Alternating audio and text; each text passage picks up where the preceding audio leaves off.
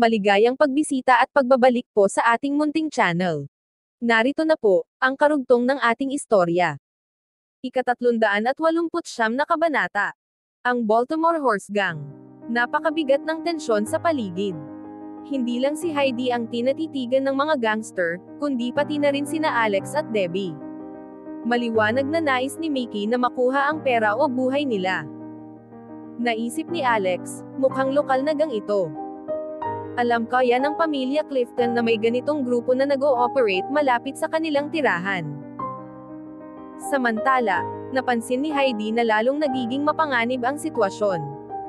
Bagamat hindi siya mukhang takot na takot, maputla ang kanyang mukha. Lahat ito para lang sa $2,000. Tanong niya habang masamang nakatingin kay Alex. Hindi siya makapaniwala na ganoon siya kawalang silbi, nakatayo lang ito roon at walang sinasabi. Bilis na, ibigay mo na ang pera, sabi ni Mickey habang inilapag ang kutsilyo sa lamesa. Sa dami ng mga martial arts expert sa paligid, hindi siya natatakot na may tatakas. Bigla na lang tumakbo si Heidi sa likuran ni Alex at sumigaw, $2,000.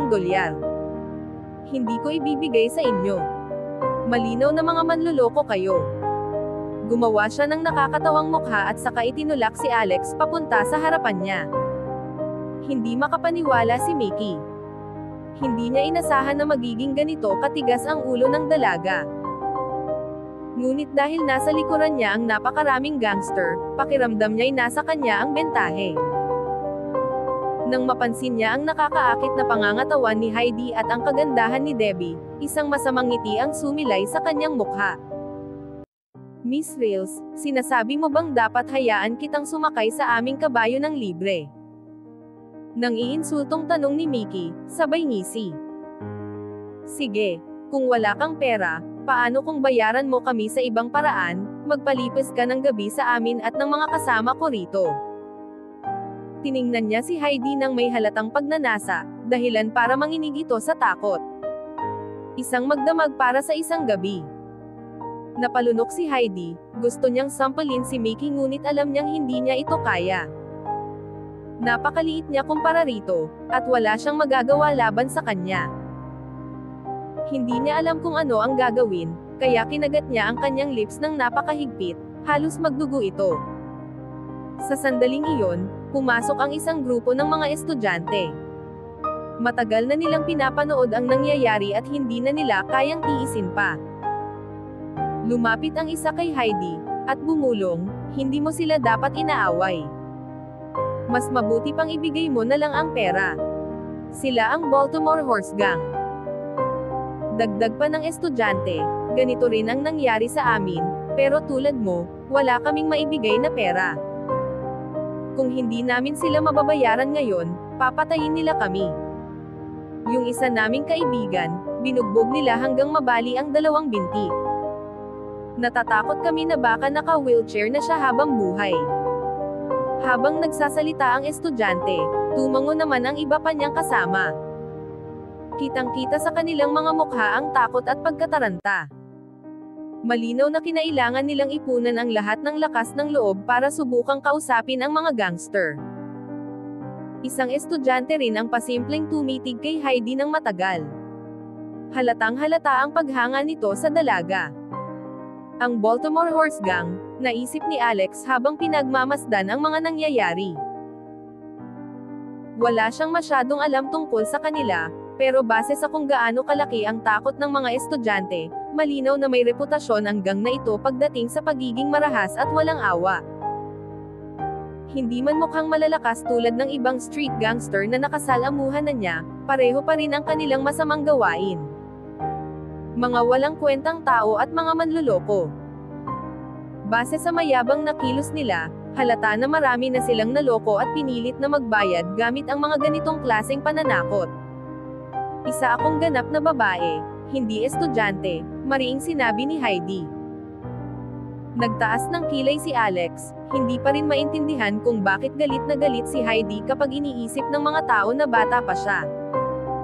Nang makita niyang nakakunot ang noo ni Alex, inakala ni Heidi na natatakot ito. Napabuntong hininga siya at nagtanong sa estudyante ng kalmado, anong klaseng horse gang ito? Gaano sila kalaki? Ang panloloko ay mali kahit gaano pa sila kalakas. Dapat ba tayong magpasakop sa kanila? Nang marinig ito, halos manghina ang mga estudyante sa takot. Hindi ba niya alam na hindi ito mga ordinaryong kriminal? Ang mga ito'y bahagi ng isang organisado at napakamarahas na gang na kilala sa kanilang walang awang pamamaraan. Nakita ni Heidi ang takot sa mga mata ng mga estudyante, at lalo lamang siyang nainis. Bakit kayo natatakot sa mga bully na ito? Malalakas at malulusog kayong mga binata. Bakit nyo hinahayaan na apihin kayo? Bakit hindi tayo lumaban? Lahat sila'y napatingin kay Heidi ng malaki ang mga mata. Napahanga sila sa tapang ng dalaga. Hindi siya mukhang natatakot sa mga gangster. Ang ilan sa kanila'y nahihiya sa sarili nilang kaduwagan, habang ang iba na may masyadong abala sa paghanga sa perpektong figura ni Heidi upang isipin ang kanilang ugali. Ang iba'y naisipang ligawan si Heidi ngunit natakot na makipag-date sa isang mainit ang ulo na tulad niya. Baka nga naman magising silang duguan sa kalye makalipas ang ilang araw. Si Mickey, sa kabilang banda, ay hindi makapaniwalang seryoso si Heidi. Totoo ba yan? Gusto mo talagang kalabanan ang Baltimore Horse Gang? Tumawa siya ng malakas, parang narinig ang pinaka-nakakatawang biro sa buong mundo. Tumingin siya kay Heidi at sinabing, buka pa rin ang alok ko. Kung sasama ka sa akin ng ilang gabi, babayaran kita ng $2,000. Pwede ka pang sumakay dito ng kahit ilang beses ng libre. Ano, payag ka? Hindi napansin ni Heidi na medyo lumayo siya mula kay Alex habang nagsasalita si Mickey. Nakita ito ni Mickey at sinamantala ang pagkakataon upang subukang hipuin ang perpektong katawan ng dalaga. Inabot niya ang kamay niya patungo kay Heidi. Ngunit bago pa man niya ito mahawakan, napansin ni Heidi ang ginagawa ni Mickey. Walang pag-aalinlangan, sinuntok niya ito ng malakas sa mukha at sinipa sa dibdib. Kahit hindi ganoon kalakas si Heidi, ibinuhos niya ang lahat ng kanyang lakas sa kanyang mga atake. Nagulat si Mickey at hindi nakapaghanda. Napailang lang si Mickey ng higit sa 10 yarda palabas ng pinto, bumangga sa puno, at bumagsak ng mabigat sa lupa. Ilang ulit niyang sinubukang bumangon, ngunit sa wakas ay napagtanto niyang bali ang kanyang binti. Sumuka siya ng dugo at muling bumagsak. Ano? Bulong ni Alex habang tumaas ang kanyang kilay. Napaisip siya, marunong kaya ang babaeng ito ng martial arts? Mukhang kickboxing ang galaw na iyon, pero baka naman tsamba lang. Kayong mga hampas lupa. Sigaw ni Heidi. Pagkatapos, ang kanyang boses ay naging malamig at matigas. Ngayon, nakita nyo na hindi nyo ako basta matatalo kahit babae ako. Ang kanyang dating maliwanag na ngiti ay napalitan ng nakakatakot na titig.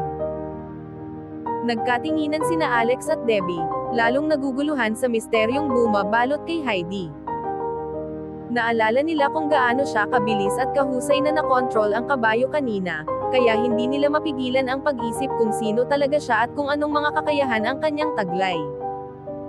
Ang ibang mga gangster ay umatras, halatang takot na sa kanya. Tinitigan nila si Heidi ng may paggalang, kumbinsidong siya ay isang bihasa at may mataas na antas sa martial arts. Maging ang mga estudyante ay hindi makapaniwala. Lubos silang naakit at namangha kay Heidi.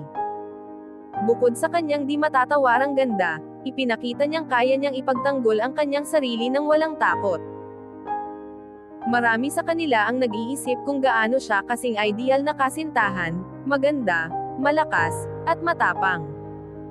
Hanggang dito na lang po muna. Maraming salamat po sa pakikinig. Pwede po bang humingi ng subscribe bilang pagsuporta sa ating munting channel? Hanggang sa susunod po muli. Stay safe and God bless.